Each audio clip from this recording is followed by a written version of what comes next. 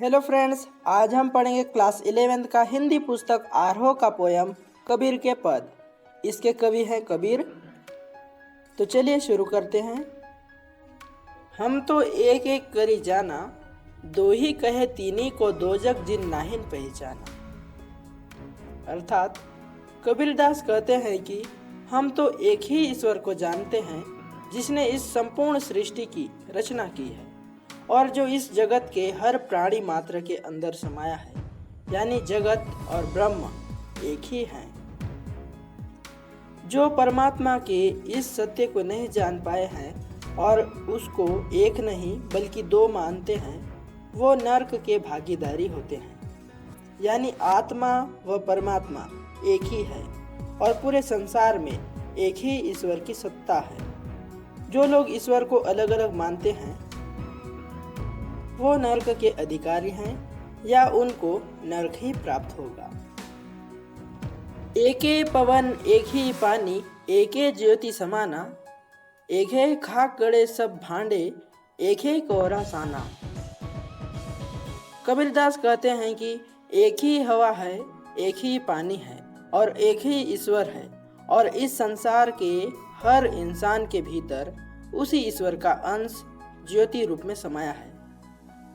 कबीरदास आगे कहते हैं कि जैसे कुम्हार एक ही मिट्टी से अनेक तरह के बर्तन बनाता है, ठीक उसी प्रकार ईश्वर रूपी कुम्हार ने भी एक ही मिट्टी से अनेक तरह के मनुष्य बनाए हैं। अर्थात सभी मनुष्यों का शरीर पंच तत्व यानी जल, वायु, अग्नि, आकाश और पृथ्वी से बना है, जो मनुष्य के मर जाने पर मिट्टी में मिल जाता है। जैसे बाड़ी काष्ठ ही काटे, अगिनी न काटे कोई, सब घटी अंतरी तू ही व्यापक धरे, स्वरूपे सोई। बाड़ी यानी बढ़ई, अंतरी यानी भीतर, स्वरूपे यानी स्वरूप। लकड़ी के भीतर आग हर वक्त मौजूद रहती है, जो सिर्फ लकड़ी के जलने पर ही दिखाई देती है।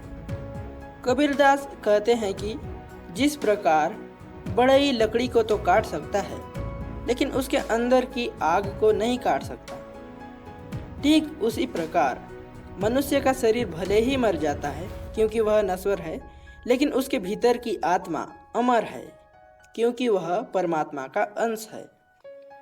अर्थात परमात्मा सभी जीवों के अंदर आत्मा के रूप में बसता है। कबीरदास आगे कहते हैं कि सभी प्राणियों के हृदय के भीतर वही ईश्वर अनेक रूप धर कर व्याप्त हैं। माया देखी के जगत लुभाना, काहे रे नर गरबाना, निर्भय भया कछु नहीं व्यापे, कहे कबीर दीवाना। इन पंक्तियों में कबीर प्रभु भक्ति में लीन हो गए हैं, उनके प्रेम में डूब गए हैं और वो इस सांसारिक मोह को छोड़ चुके हैं।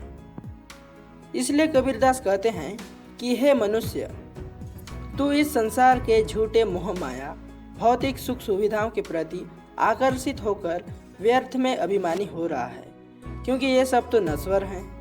कबीरदास कहते हैं कि इसीलिए संसार के सभी मोह माया के बंधनों से मुक्त होकर निर्भय होकर जियो और प्रभु भक्ति में लीन होकर उसे जानने व समझने की कोशिश करो।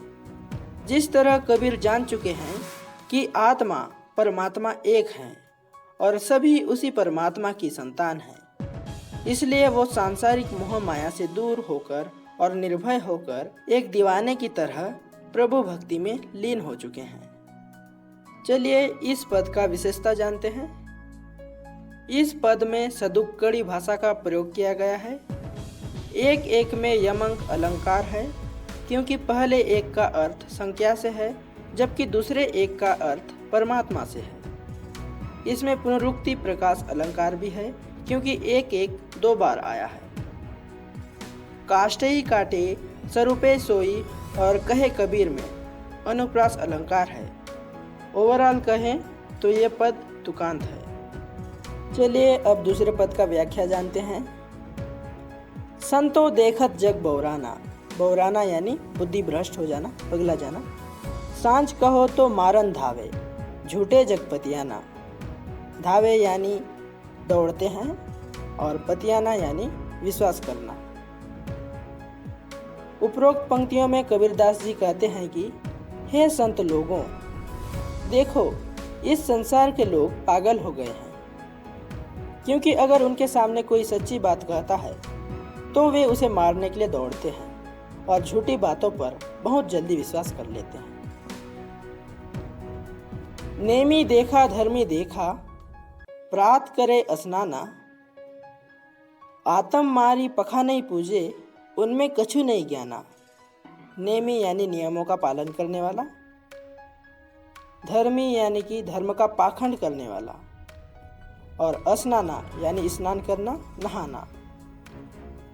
आत्म यानी स्वयं, पखानई यानी पत्थरों की मूर्तियों को। कबीरदास कहते हैं कि उन्होंने ऐसे बहुत सारे लोग देखे हैं जो नियमों का पालन करते हैं, धर्म के अनुसार अनुष्ठान करते हैं, सुबह उठकर स्नान करते हैं, परंतु वो अपनी आत्मा को मारकर पत्थर यानी कि मूर्ति की पूजा करते हैं।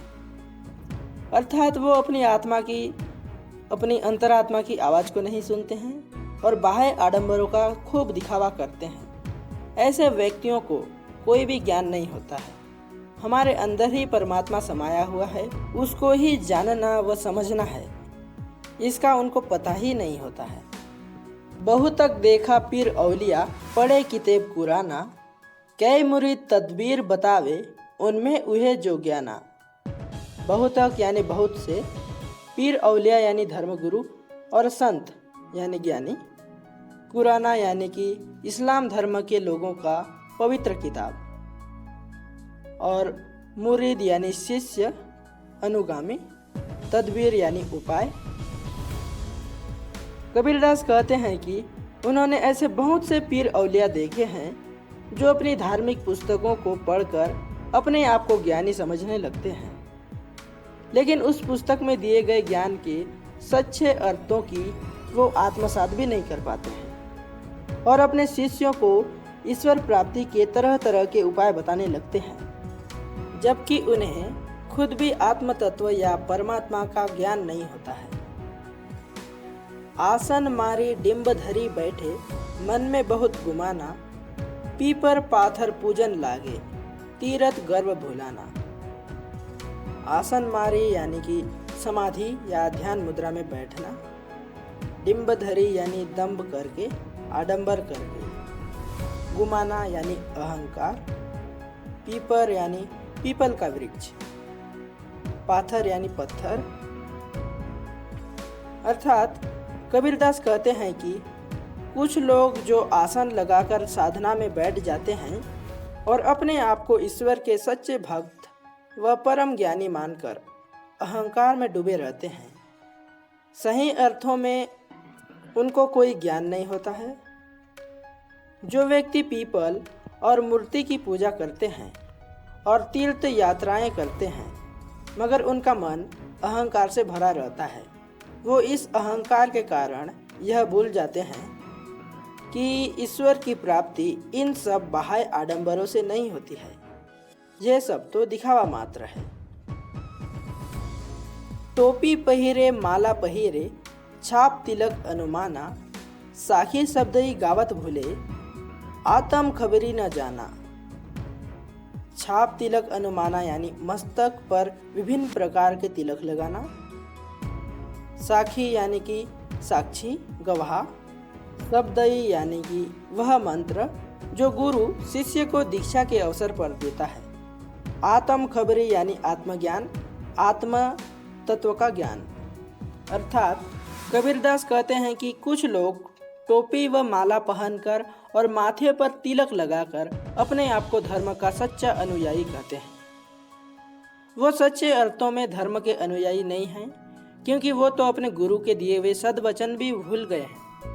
उन्हें तो अपनी आत्मा का बोध तक भी नहीं है, यानी वो अपनी आत्मा की आवाज़ तक नहीं सुनते हैं और सही गलत में भी फर्क करना भूल जाते हैं।